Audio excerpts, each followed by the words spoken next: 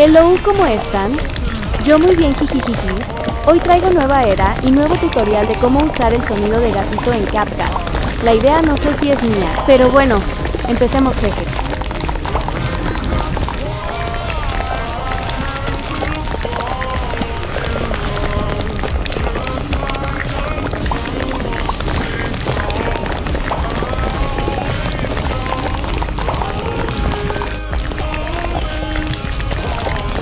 Te vas a sonidos y tocas donde dice sonidos y buscas miau miau y eliges el sonido de maullido que estoy eligiendo.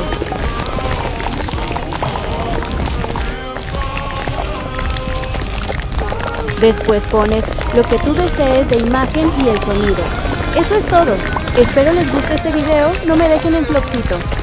Bye.